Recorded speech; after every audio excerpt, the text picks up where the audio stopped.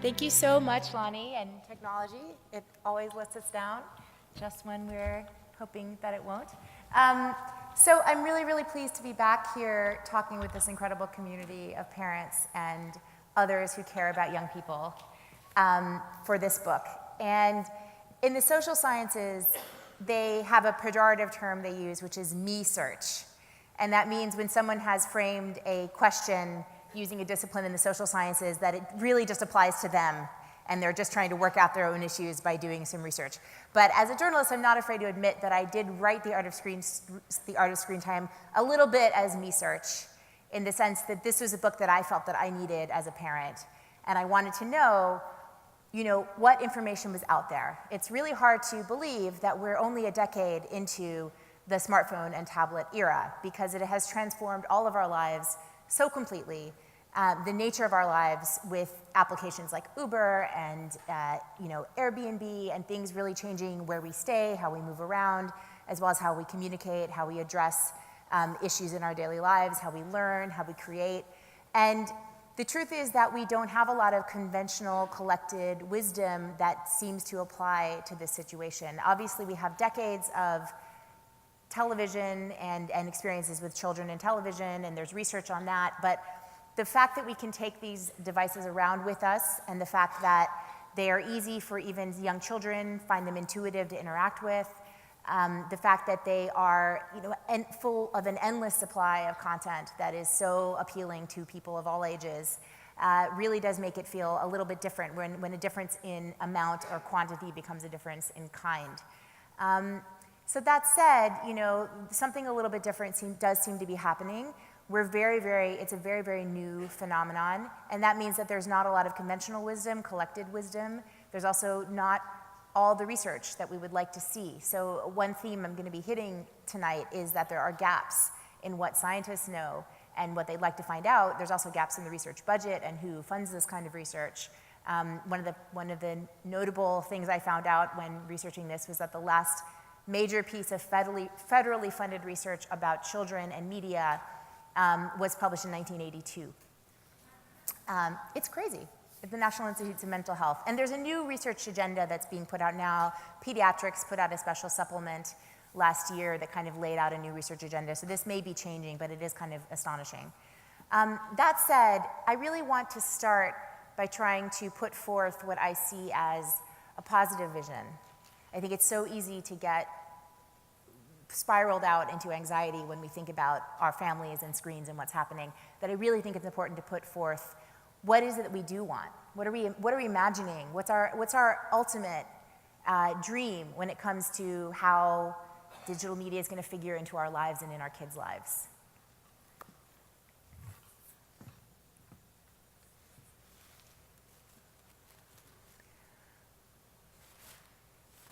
So, hopefully there's some things that came into your mind. These are some of the issues, the general ideas that I came up with. I think that, positive parenting with screens obviously includes balance. It doesn't mean all screens all the time.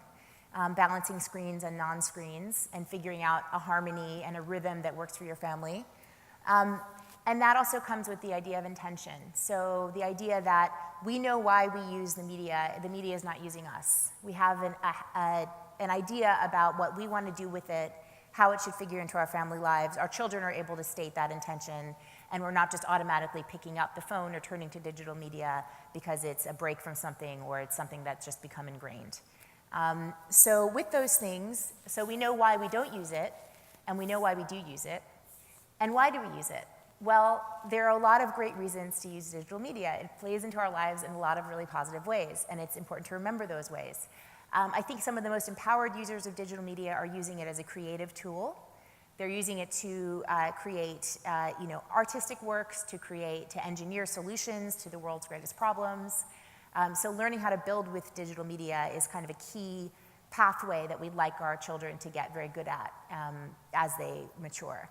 And then, very obviously, we are using media to stay connected with each other and with people around the world. And there are very positive sides to that. I think, for myself as a mother who travels, it's key to me that I can get pictures and photos and videos and talk over video, even with a young child, and feel connected in that way. and families around the world are doing that. And all children have the ability to maintain friendships, and possibly, many children who might have felt very isolated because of various characteristics that they had growing up now have the ability to find new peer groups, which is, I think, can be a very miraculous thing. It can be life-saving, in fact. So creativity, connection, and then discovery, right? So we're trying to use media to learn about new things, and it is an incredible portal that's in our pockets. And finally, let's not forget, it can be really, really fun, right? Our kids love media because it's really fun. You can have, song and dance routines from around the world. You can observe things that you never would have known were a thing. Like my daughter and I got into the cup stacking. Have you ever seen cup stacking? This is this incredible phenomenon where the kids are stacking up the cups super fast and they're banging them down, and there's a whole documentary about it, and there's endless numbers of videos. And of course my daughter was inspired to make her own cup stacking video, which I never even would have known existed, right, if it hadn't been for this little YouTube adventure that we went on. So how do we kind of, and this is another example from my daughter's life. So this is not my daughter, but an example of positive parenting in our family. That with digital media. So we were reading the story A Secret Garden, and The Secret Garden is written in this Yorkshire dialect, right? This rural English dialect, and it's almost impossible to pronounce. So it's a really big challenge if you're reading it out loud. So we got the idea, my husband got the idea to go to YouTube and put in Yorkshire dialect, and there was this incredible video that someone had taken of their little girl, very similar looking to my little girl, and she's speaking in this beautiful, perfect, authentic Yorkshire dialect.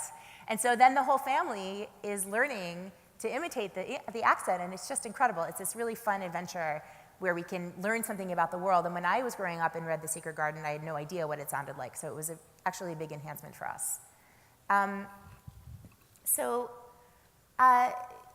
Positive parenting with digital media, you can see some of the elements that play into it, right? We need to kind of be on board with our kids and opening up things to an adventure, because they're not going to find on their own necessarily the best ways to use it. We have to be involved, be engaged. I take this very seriously. I used to write a lot about educational technology, and I still do at NPR, and there's a really big disconnect between the original vision of educational technology and how it's actually happening today in the classroom. And I think that's causing a lot of friction and a lot of resentment about the role of screens, because that we were promised so much and the reality just isn't necessarily there. But I do hearken back to the words of Seymour Papert. He was a foundational educational technologist. He created Logo, which is a programming language just for children. And it allowed children to program either a robotic turtle and move it around so that it actually move around. And some of his visions for child-friendly computing were adapted into the first personal computers. In fact, one of his one of his sketches became a prototype for the very first laptop and tablet computers as well. And Papert was an advocate for computers in the classroom. The first one child, one laptop programs were based on his ideas. And one of the speeches he gave was, basically he said, why should children have computers? Well, the simplest answer is because I have one. And it's silly, but it's true. He's like, it's the primary tool for our days for intellectual work, and if you don't think that the work of children is intellectual, then we have a really big problem. So his vision of computers as being built for participation and built as a place where children could explore, he called it Mathland. So it was like, you can go to France and learn French, and you can go into a computer and learn math, because by playing around and learning the logic rules and the rules of sequencing that come with computer programming, math comes very easily to people who are immersed in that. So it's this incredible positive vision that takes so much imagination and is very far from, I think, our passive consumption idea, or the idea that technology is going to be used to deliver content to children. And it takes a lot of, I think, skill to go back to that idea, but it's a very inspiring one. At least I find it so. So in order to be positive parents with media, when they're young, we're really providing a lot of the environment that they have, and we have a lot of control over it. And as they get older, we have less and less and less control. And so the role of being a positive parent of older kids, of tweens and of teens, takes a lot more delicacy. And it takes a little bit of empathy and understanding about what it is that they find so compelling about the world inside their smartphones. And one of the best documentations or insights into that world that I found is this ethnography that was published several years ago. It's got multiple authors, but it's an inquiry into what kids are doing online. And they use this typology of hanging out, messing around, and geeking out. And they're basically taking the very empathetic idea that the kids online are doing different versions of what adults online are doing, that they have important work to do. And the work that they're doing online, hanging out, right? They're trying on new identities and they're hanging out with their friends. This is what teens have always done.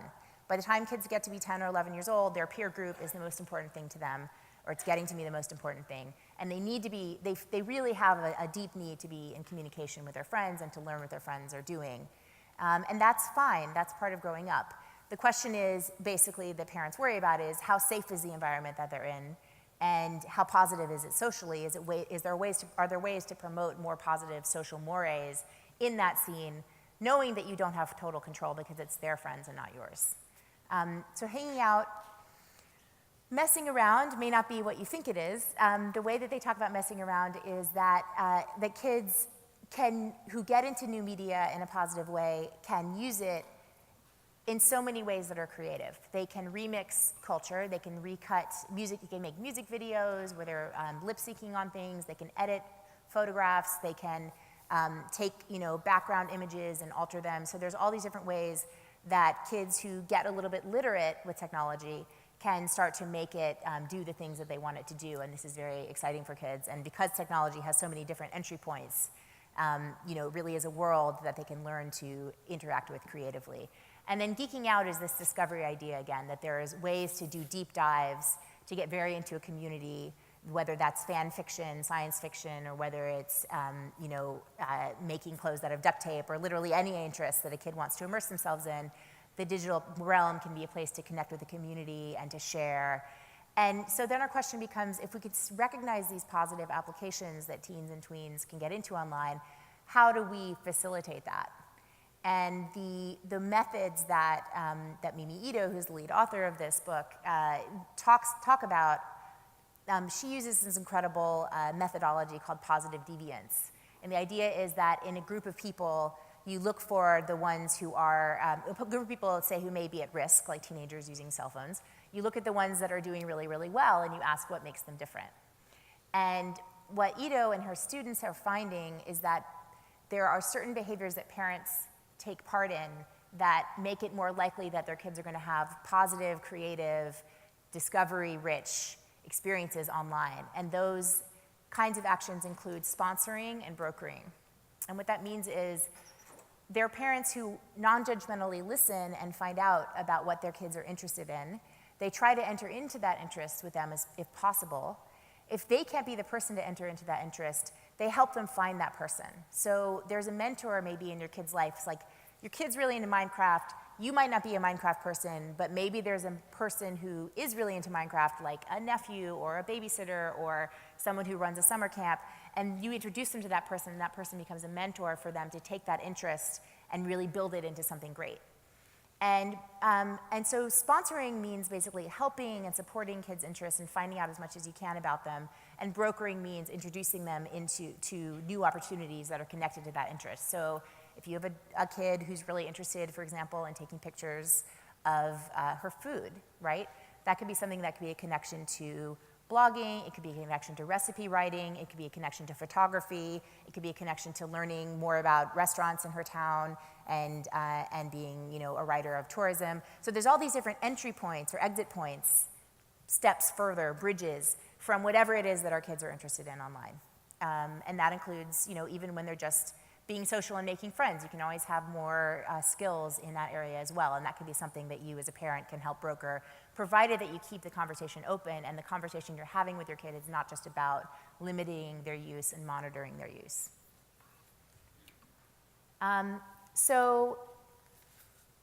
Even though I wrote a book about kids and screens, it really ends up being so much about parents and screens and what we're doing. The principles that I talked about, joint engagement, It starts when children are very, very young. We want to be involved with their screen time. And, you know, like with my daughter looking up a YouTube video that went along with a book that we were reading, it's a screen on the side. We're not entering into the screen for a long period of time, but there's a screen that takes a part in the play that we're doing and the interaction that we're having. And the latest recommendations from the American Academy of Pediatrics stress this idea of joint engagement with young children and avoiding solo use with young children. So the idea there is, just as you would with a picture book with a toddler, you want to be able to share a video or an app with a toddler and talk to them about what they're seeing and point things out. And as a child gets older, they might be reading on their own, and they might also be watching on their own. But what you want to be doing is having a conversation before and after about what they see, about why they like it, what they don't like, and helping them interpret what they see. So there's always going to be messages in any piece of kids' entertainment, things you want to amplify and build on, and things you want to maybe give them a little bit of a different lens on. You know, so an example would be, you know, if you're watching an old school Disney movie and it has a lot of messages about what girls can and can't do and what, you know, what girls should and shouldn't look like, and you can have the conversation with them about Snow White, but you can still enjoy the music and you can still enjoy the forest. Or if it's a movie like Moana, maybe there's different kinds of themes you want to build on and say, like, hey, we're really interested in ancient Hawaii, and there's so much cool stuff here about how they navigated with the stars, and can we maybe look at a star map, and take it just one step further, always. And then the other parts about, you know, being a positive parent, you know, you can't really escape your role as a role model, right? So many, many parents really struggle to set screen time rules. And the over 500 parents that I surveyed while writing The Art of Screen Time, only 15 out of over 500 said that they strictly limited their own use around their children. So if you think about the message that parents are sending, especially if they're trying to limit their children's use, but they're not doing it themselves, what is they taking from that, right? They're seeing that, you know, you might want them to pay attention to you, but you don't feel the same need to pay attention to them and everything that they're saying and doing. So if parents can't hold to screen-free family times, it's very difficult then to set forth, you know, a pattern that works and to do it without resentment, because the kids are always learning so much more from what we do than what we say. And then the other tiny aspect I want to mention in terms of what positive parenting means is that, especially for millennial parents, we are spending so much more time ourselves online than any previous generation. And there's a giant universe of parenting content online that is, I call it Mombait. It's this incredibly viral content, like Huffington Post Parents, they just did a redesign, but Huffington Post Parents used to be one of the most popular verticals on the Huffington Post. And they preyed on this cycle that parents get into, where I heard, you know, the editor of that vertical on Huffington Post was quoted in an article in the New York Times Magazine saying, mothers love to read articles on our site about how they should get off Facebook and go to sleep. And they will click on these articles ad nauseum late at night instead of going to sleep. And it was like, you should really think about your role in that cycle, right? And so now there's another Arianna Huffington website called Thrive, which is all about how you should go to sleep, which is really fascinating. It's like, okay, we're being sold this version of ourselves back to ourselves, and every parenting debate is like this. It's amplified, and the differences are magnified, and everything is polarized, and you feel like you have to be in one camp or another, because that is what makes money. Intensified emotion is what makes money online. That's what gets your attention. That's what gets you to click. So if there's any parenting issue that you feel like is so fraught and you're afraid to even bring it up, it's because of the way these platforms are constructed. And screen time is no exception to that. So the irony is, if parents try to find information about screen time online, they're going to see a ton of information about the scariest possible things that could ever happen to your kid. And it is very hard to have an open dialogue about what is working and how it works. So what I suggest for that is, obviously, buy books, go to the library, listen to researchers, but also look for positive parenting communities, and oftentimes those are communities of people that you know personally. I've had a lot of success with sort of small email lists and neighborhood email lists rather than posting on social media. So that's my spiel on positive parenting, and I want to keep it in mind because we're going to dip in a little bit to more of the risks and what the media effects research says. Because if you know, media effects is a neutral term, but the vast majority of the published research in the literature is focusing on the negativities and the harms. And that's to some extent a structure of how, you know, it makes sense that scientists would look for the most dangerous stuff first, but it also happens in terms of it's very hard to get studies published that show almost no effect. So you're looking for things that show more of a negative effect. So these are the things that people worry about. And they are some of the biggest effects in the research. So sleep, I put at the top of my list because the effects are fairly large, they're pretty consistent, and the researchers understand the mechanisms quite well. Sleep, the blue light from screens, from small mobile devices in particular, shining directly into people's eyes affects a gland in their brain called the pineal gland and affects its production of melatonin, and that causes children and adults to sleep less and to sleep more shallowly. As well, in the content of the media, it causes a production of, you know, it's stressful and exciting. It can be exciting, it can be stressful. You're reading a message that makes you think about something or worried about the next day, or it could be an exciting car crash or some action, and that produces cortisol in your body, a stress hormone that also makes it hard to get relaxing sleep. Obesity is the second one in my hierarchy, and the reason for that is there are just decades of research about the connection between television mainly and screens. And the mechanism is not what people might suspect. They can't actually prove the couch potato hypothesis that kids are moving their bodies less when they watch more screens. What they found instead is that potentially kids are more susceptible to the advertising messages that they find in television, and also there's a mindless eating effect. So children who are watching screens might be snacking without realizing that they're eating, and they get out of touch with satiety cues. So what's interesting about this is that since the small screen era began, there's been a leveling off of childhood obesity rates. Some people believe that the handheld device physically interferes with snacking. I know, it's so funny, right? So then the other thing is maybe kids are not seeing the same kinds of commercials, but now junk food commercials are starting to seep back into the YouTube and the other kinds of content. I should mention as well that, you know, one of the basic questions in media effects research is how much media are kids getting and how much is too much. And it's surprisingly difficult to tease it out. I mean, there are individual studies and there are larger studies. Common Sense Media is probably best known for its annual census, which is a large, but you know, it's about 1,200 people survey. And you know, when I first started looking at the research, I relied on a lot of what they said. It's difficult when it comes to school-age kids because once they get their own devices, they start double counting.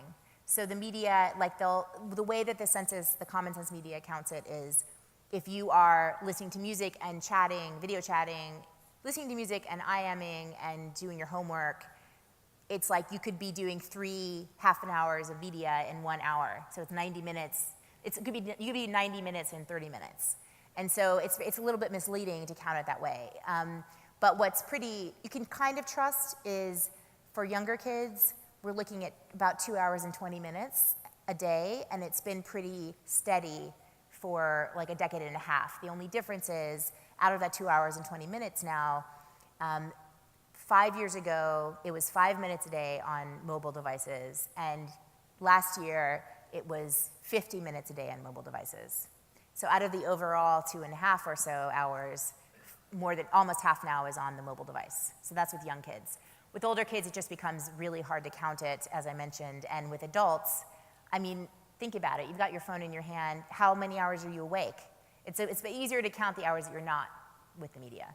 And as the kids get older, it becomes more and more like that. So it's important to have that as a baseline to think about it, because when you talk about what's the effect of excess media, what is excess? It's hard to define what excess is. And in fact, even with kids who have problematic relationships with media, it may not be the absolute amount of time per day that they're spending, but it's much more about their relationship to it. So time, sleep, obesity, and then the host of kind of emotional and social concerns. And in that category of social and emotional concerns, the one that stands out with the longest, again, history of investigations behind it is the one between media, violence, and aggression. And it is still very hotly contested, despite the fact that there's decades of research. There's decades of research on filmed violence, now on video game violence, and there's still debate. But most of the people that I talk to feel that they're pretty confident that there's a causal relationship in terms of an environmental risk, a risk across the population of increased, not only aggression though, but also desensitization and anxiety as a result of exposure to extreme violence. And then when you get into other types of effects that people look at, anxiety, depression, ADHD, interactions with autism spectrum disorder, the common thread in all of these is that there are effects, but they're quite small in size across populations. And one of the most interesting explanations that I've heard that's been advanced for the reason that there's such small effects is the orchid versus dandelion theory, or it's also called differential susceptibility. And what that means is the vast majority of kids are probably quite resilient to the effects of media, which is good because media is incredibly ubiquitous, and there are very few populations that escape without using it. So most of us are doing okay in the environment that most of us are in. But there's a small percentage of kids that you could call orchids more sensitive to the effects of media, and they have sort of a doomed romance with the media. So basically, kids who show attentional difficulties, behavioral difficulties, signs of autism spectrum disorder at a very young age end up watching more media. And there are a lot of potential reasons why. Maybe they are harder to calm, or they've craved more stimulation and their parents are giving them that. Maybe they have parents who are less confident and have more, and seem to need the break more often. Maybe the parents have their own brain issues and that's why the children have them, and so they're giving the media to the kids. But there's this interaction between certain kinds of mental issues and emotional issues and disturbances and the screen media.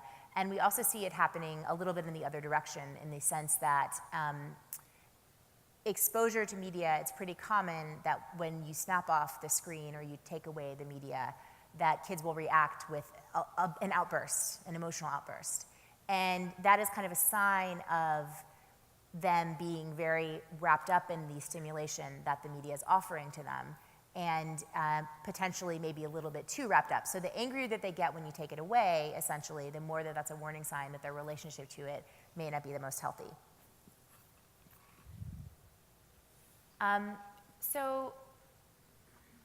This kind of brings us to, I think, the big question of the night, which is this idea of, where are we in terms of the dangers, the real dangers when it comes to kids' relationships to media, right? I think it's a really interesting inflection point that we're starting to ask this question, because again, screens came in and small screens came in to a population that was entirely naive to their effects. No one had ever had these iPads and these iPhones, and first we were so taken with their potential benefits, and we didn't have a lot of time to really assess what the dangers might be. And now there's starting to be more and more kind of concerns happening and popping up around what are people's relationship to these devices, and how do you know if you're having a healthy relationship or not a healthy relationship? The jury's still out when it comes to the term addiction. It's not something that the psychiatric profession in the United States is currently using, and even people who have treatment facilities don't necessarily use the term. They talk instead about problematic relationships and habits of overuse. And that's a very important framing, because it's important to think about how we are going to address these issues, and where do we put the power? Is the power in the hands of a disease or into the device itself, or is the power in our own hands to reclaim our time and to look better at our own relationship? So a very helpful rubric that's in the book and that has been recently supported by a new research study is something called the Problematic Media Use Measure. And it's a measure for parents to fill out about their school-age kids, but also high school students can fill it out about themselves. And it's a series of questions that asks you about your relationship to the media of your preference, whether that is social media, or whether that's video games, or just internet use. And the questions include, seems to be the only activity that this person prefers. They get very angry, as I said, or upset when it's taken away. They seem to always want more and more, and they can't be satisfied with the same amount day after day. It's interfering with their other relationships, their face-to-face relationships and friendships and family relationships. It's interfering with school, other activities. And they're sneaking around to use it and breaking agreements to use it. So in a way, the question of addiction is a little bit of a red herring in the sense that we don't have to wait for large-scale studies to prove that there's, that people might have a problem. If you have a problem, if it's causing problems in your life, then the problem is the problem, right? There's no need to do a brain scan on someone who's failing out of school and not sleeping at night to figure out that it might be better if they broke a habit. And so I think that, that kind of really applies to my entire philosophy when it comes to screen time and how we can handle it, which is to say that the conversation's been stalled at a point where people are talking about, feeling guilty, feeling ashamed, not wanting to discuss it, dwelling only on their anxiety, and fearing some kind of invisible harm or risk that might be coming to them because of the devices.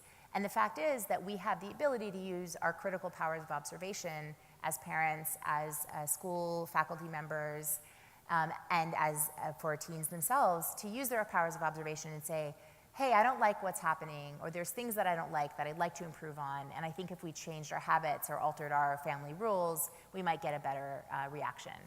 And that's kind of where I leave it with parents, as well as educators, to say that we can together forge a more positive relationship with media, that we can create agreements and help ourselves and try to do things that gravitate toward more positive uses of media and use the positive to drive out the negative, right? So create the change that we want to see. In other words, if you want your kids to move into more positive uses of media and not do things that you consider to be a waste of time, you have to learn about what it is that they love doing online and why they love doing it. What is it that they're talking to their friends about, as much as they'll let you in on that. We as parents have to be really curious, and we have to be open to figuring out, hey, they might be experiencing this media in a new and a different way. In fact, they probably are, and I can learn from that. And then you can also be the one to kind of say, look, we want to have a healthy environment here, and that means that we all together have to work on, if you have older kids, we all together have to work on putting our phones down at certain times and talking to each other. One tip that I have for parents that I've adopted myself is, even with very young kids, when you pick up your phone around your kids, because you're going to sometimes, that you tell them what you're doing on the phone.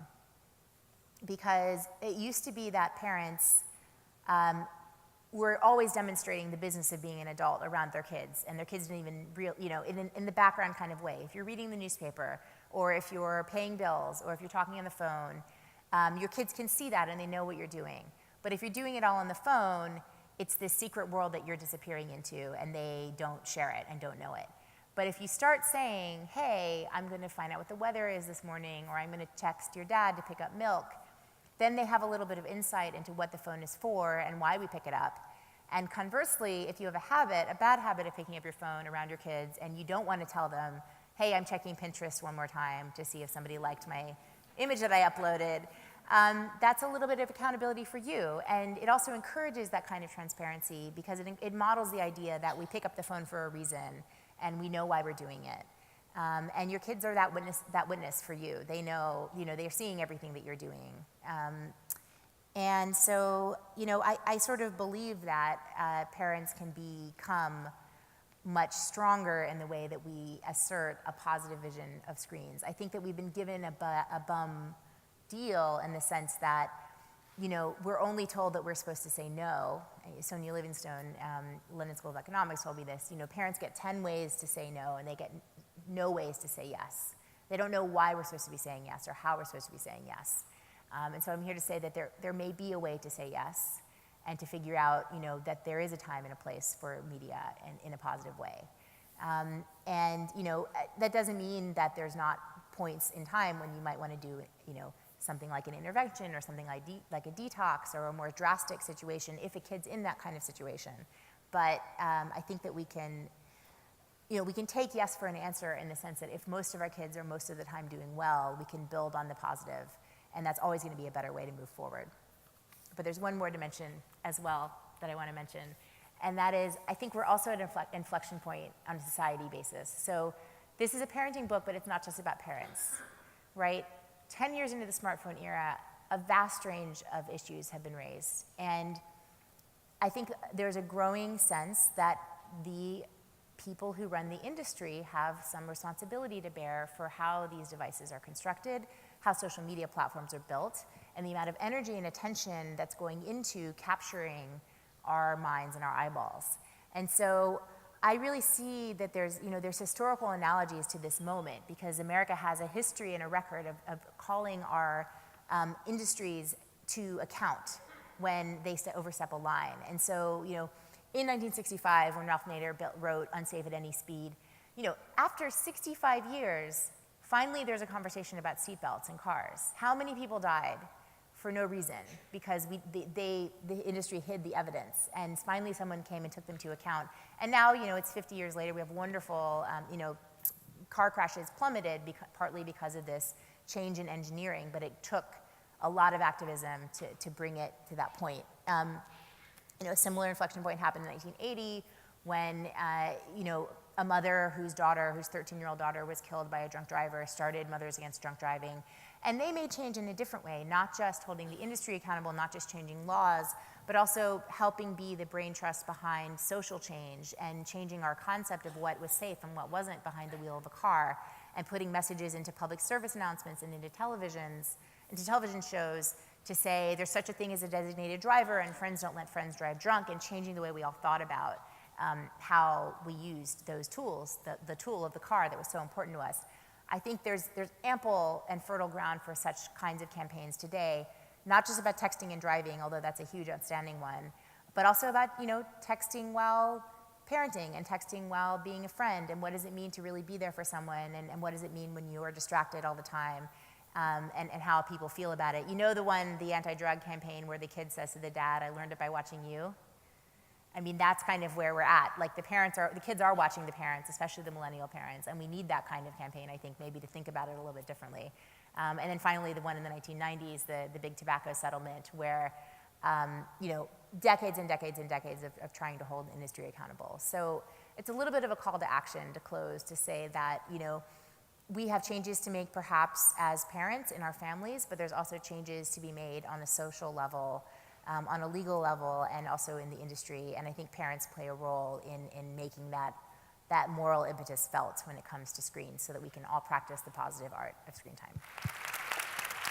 So my question is, we're kind of very conservative when it comes to media, but what is the downside of not introducing that much media or electronics? I can see the entertainment aspect, but is there anything else?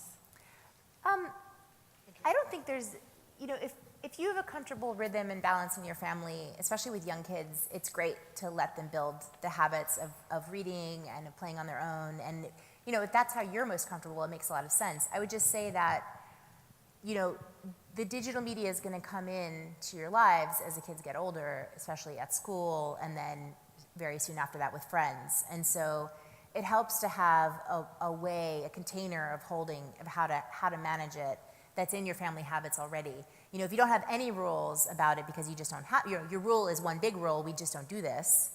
And then one day it comes home, then how do you handle that? And how do you have that conversation going? And maybe it's just, be ready for that day and know what you think what the answer should be. But yeah, that would be, I would say that would be the major, disadvantage. Also, it can be, there's really great learning opportunities when, especially for like specific interests that might not be handled in the school curriculum that well. So, in using your judgment, I think there's opportunities to, maybe on your device do searches, or to learn about, use Wikipedia, use YouTube, to learn about specific things. So I would consider letting that in, even if you have a very strict no screens policy. But I wouldn't tell anyone not to ban screens if it was working for them. Yeah. Hi. I wonder if you could say a little bit more about the accountability issue related to the industry, and whether or not you have any thoughts about Tristan Harris and the Center for Humane Technology, and some of these former Silicon Valley execs who are sort of banding together to try and push more change. Yeah, I met Tristan while writing this book, and he's quoted in the book because I think a lot of what he has to say is really strong. He worked at Google for a few years as an ethicist, and he's very interested in there's a whole field in the technology world called persuasive technology, and there's essentially extremely high-paid engineers at all the companies in Silicon Valley, and their brief is to they're exactly working against you, right? Because what they want to do is keep us on our phones. That's the job of them. I actually talked the other day to a friend of mine, a brilliant neuroscientist who works at YouTube, and she got the job to pay off her student loans, and her job is to keep people watching YouTube. So she uses brain science to keep people watching YouTube. And so the Center for Humane Technology idea is that technologists could follow a different path. The incentives right now are aligned towards attention. It's the attention-based economy. But there could be a path toward, what if the technology and the incentives were aligned to create technology that make our lives better? What if what if they got rewarded and we got rewarded when we had an authentic positive conversation, or when we created something new that we really, cared about, or when we used an app to do something and then got off the app and didn't open it up again, instead of being caught into endless scrolling. So I think it's a really interesting conversation. I'm a little bit nervous about the way that they're using the data that is out there, because as I mentioned, there isn't any consensus on the term addiction. It's not an accepted term right now. And we need to be really careful and cautious about over-interpreting data about young people and correlations with screen use. I'm very much about motivating people through curiosity instead of fear. But I'm very interested to see what they come up with. That's my only caveat. Anya, right here. Yeah. Yes, my question is about the use of social media and how this is changing certain behavior and perception in kids and in adults, like the perception of privacy or this compulsion to show yourself and narcissism that you see in the kids and everybody. So what do you think about it? I'm not sure that human nature changes as fast as it might seem. There's an interesting network effect on social media to the point that most of your friends online have more friends than you do, because people who have more friends have more friends. And so the way that the network effect works is that most of the people you know online are more popular than you are, or at least they're the type of people who post the types of things on social media that other people pay attention to. But that doesn't mean necessarily that the average person on social media is more narcissistic than they would be if they didn't take part in social media. It's kind of just an effect of what we see, in a way, and also an effect of what behavior is rewarded. But when I think about, for example, teenage girls, and I was a teenage girl not so long ago, I put in that mirror time. I put in that time posing in the mirror and trying things on and makeup and going to the mall and trying on clothes, but it just wasn't documented for everyone to see. And so whether there's essential kind of developmental stuff happening with kids, where they're figuring out what their public persona is and they're sharing it and they're looking toward a peer network and cultivating it. And what's happened now is that interaction is sticky and it persists and it goes out of context that they never would have wanted it to go in. And that's kind of the issue with social media. It's not necessarily that the behavior is different, and the motivation certainly isn't any different, but the network is sort of, it's amplifying things, and it's making us see things. Maybe maybe seeing things we shouldn't be seeing. Alice Marwick and Dana Boyd, social scientists, talk about context collapse, that people feel that they're having conversations online that are private, and then they're taken completely out of context because there is no context on the web. Everybody can be listening to everything all the time. And sometimes things get misinterpreted in that way. Susan, I have someone. Could you stand up and keep the microphone right by your mouth? I have a question. What do you think is the appropriate age for a teenager to have their own phone? That's a great question. I think that kids are all different, and people are all different. And the requirements for having your own phone would be that you can use it responsibly, right? So you can keep it charged, you don't break it, you also are using it the way that your parents want you to use it, which is to check in with them, and that you're able to keep in touch in a way that's reasonable. And then also that you're old enough to kind of understand the risks and be aware of the fact that a lot of people get into unhealthy relationships with their phones, and that you have a plan kind of before you get the phone to say, we both agree that these things shouldn't be happening when I get my phone. I know that it's a danger that I'll want to use it late at night. It's a danger that I get caught up in drama with my friends that I might have left at school, and now I'm bringing it home with me late at, into my bed. And that I'll have, and I might get distracted, and there's another way to distract me when I should be doing my work. So ideally, there's kind of things that you set down as expectations, and then there's consequences in advance for those expectations. That, if that happens, this is what I'll do, and I agree in advance that I'm going to do that, and I'll lose the phone if I don't. So when are people able to handle all of that? I mean, it's kind of like, it's like getting a pet, or it's like, but unlike the pet, they can give it back or give it away. And one last thing I'll say about that is that, there's a nationwide campaign called Wait Until 8th that a mom started in Texas. And the idea there was to get a whole peer group together, a whole group of parents, a whole grade to sign up and say, we're all going to wait. That way nobody gets left out and nobody gets left behind. And I think that's kind of a neat approach. I had a question about Orchids and Daisies. Could you keep it closer to your mouth? Sure, Orchids and Daisies, and was wondering if you could say a little bit more about that, specifically around the orchids, and if there are specific resources out there with guidelines that speak to that. That's a great question. So orchids would be kids that seem to have certain kinds of sensitivities, and they gravitate towards the devices or towards the media. And the relationships that have been shown are with kids who are, even infants, who are harder to calm, who are easily excitable. They end up watching more media. Kids that have attentional difficulties seem to be gravitating more towards media and possibly problematic relationships with media. And then kids who are on the autism spectrum gravitate more towards media. They use larger amounts of media. Any resource that's customized for kids with that kinds of diagnosis, people should be aware of the interaction with digital media. And there's certain kinds of, there's footnotes in the book, and there's papers in the book. There's necessarily that's what I'd steer you towards. I have 2 questions. The first one, I attend a community college downstate, and I'm majoring in family and consumer sciences. My first question is concerning the use of digital media for school children on the recess or the school playground. It seems that there's now a struggle between children playing with media and children not playing with media. Mm-hmm. So my first question is, as a school teacher, what kind of incentive would be needed to sort of that tug of war to keep, I guess, kids off, like recess games or school activities, something that's more fun offline than it is online. Mm-hmm. So that's my first question. Mm-hmm. My second question is that you're the author of the book DIYU, mm-hmm. and I go to a community college, but I'm planning on going to something called TAFE in Australia. It's kind of like a glorified community college. It's more fun and all that stuff.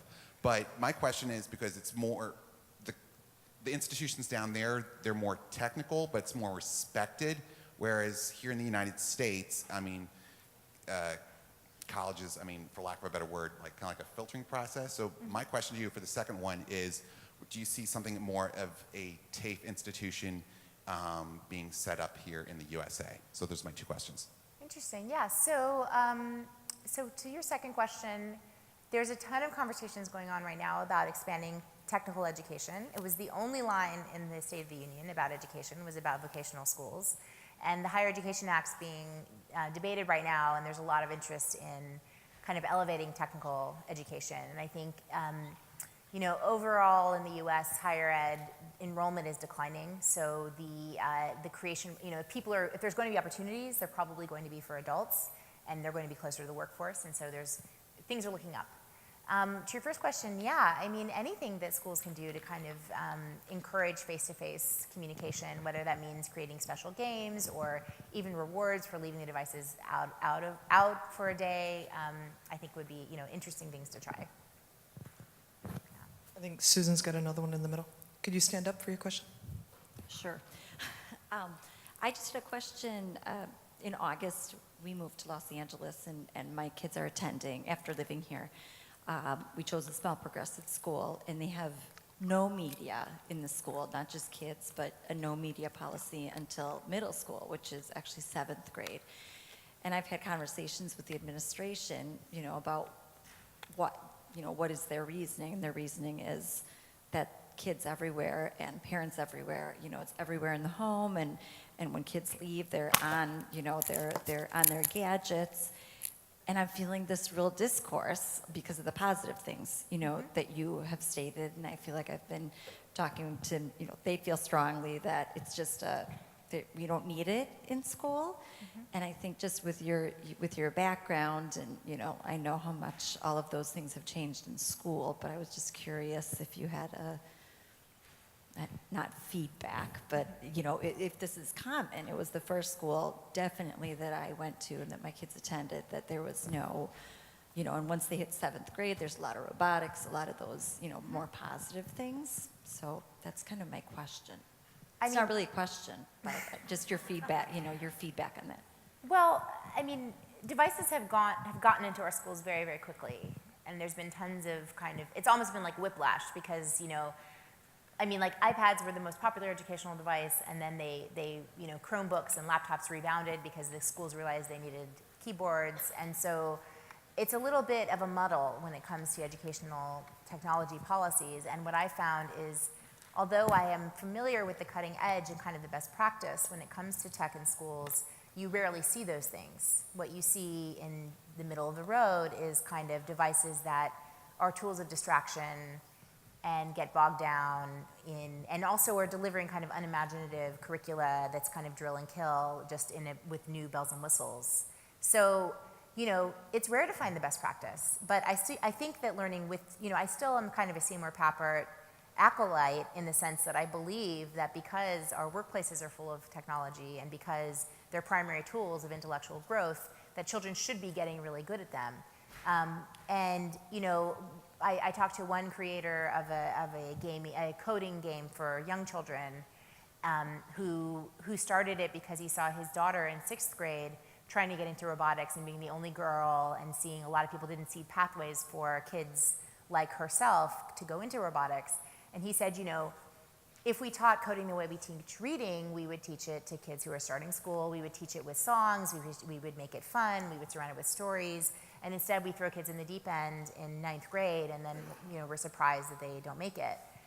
So I think that there are best practices, but I'm not dogmatic when it comes to approaches to education. I think if there's a school that thinks they can do it really well without any media at all, they're probably doing a good job, and they might be better than the mediocre level of using media, which is what you find in an average school. Anya, right here. Yeah. Good stand. Keep it by your mouth.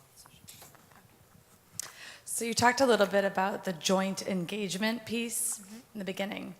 What if your kids are not doing it with you currently? I'll admit it.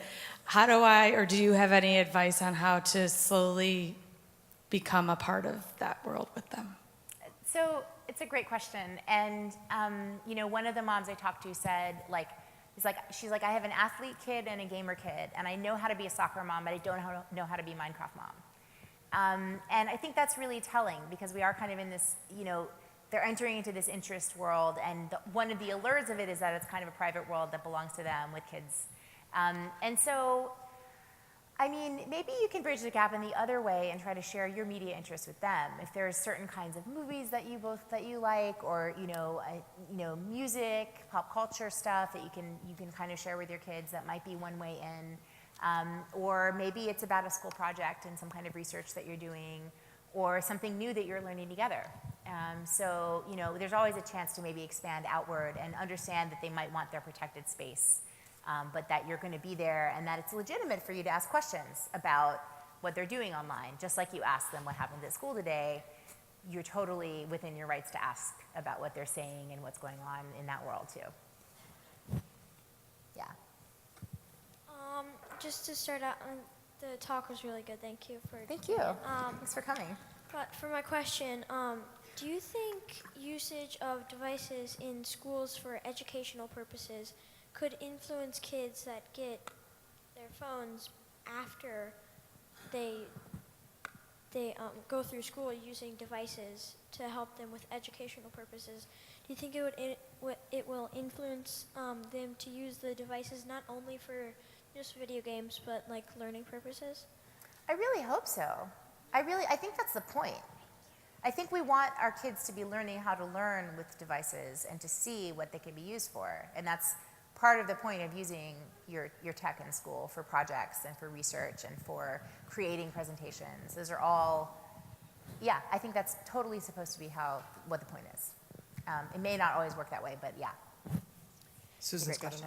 another. Do you have any recommendations in terms of privacy in teenagers? I have like at the time my daughter was a toddler, and I teach junior high, and we were having a conversation with one of my students she was telling me how her mom regulates her Facebook, and I was like, oh no, I'm going to have all the passwords to my kids' accounts, and she laughed at me. She was like, oh, my mom does too, and then I have my real accounts that I have for my friends. And so kind of like navigating that world of wanting to respect a teenager's privacy, but then also knowing the reality is like you have to know what's going on because they're teenagers. So the Reagan slogan was trust but verify. And I also don't have my own teenagers, but I mean, obviously I'm read into the research around it. And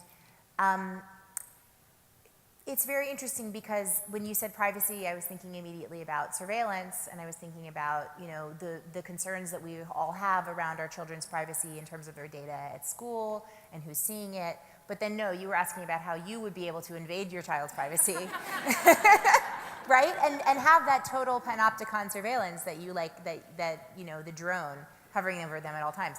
And it's a real contradiction because obviously our concern for our kids' safety is paramount, but Atul Gawande, who I quote from in the book, really brilliant writer, and on the end of life, he wrote about end of life care, and he said, we all want autonomy for ourselves, and we all want safety for the ones we love. And those desires are so fundamentally in conflict.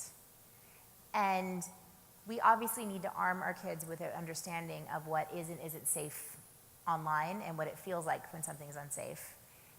They need to have a sense of digital citizenship, which one parent expressed to their kid as, imagine you got a tattoo when you were 3 years old. It would be a Barney tattoo, and you would still have it today. How would that feel? So you at 16 is not going to be you at 26, and anything that you say now is still going to be part of your life then, and so let's think about the fact that these things don't go away. But I mean, I don't advocate getting someone else's passwords. I advocate potentially reserving the right to look at someone's account if they are at your child's account. If something, if you feel like you have a need to worry, and the warning signs that we're seeing, kids that are up late at night, or kids that are having behavioral issues, their grades are falling down, that's what you have to go off. You have to go off what you actually observe from the person that you're living with, because it gives kind of a false sense of security to say, well, I can creep on their Facebook and know what they're doing, because there is always that hidden account. And it's the only way to kind of circumvent that is to have a two-way experience of trust. I mean, come back to me in 10 years. I don't know if I'm going to speak about it differently, but I mean, this is the best. Like, these are the people that know more than I do, the experts that talk to teenagers all day long, and the teenagers that I talk to will tell you that they'll figure out a way around any wall that you build.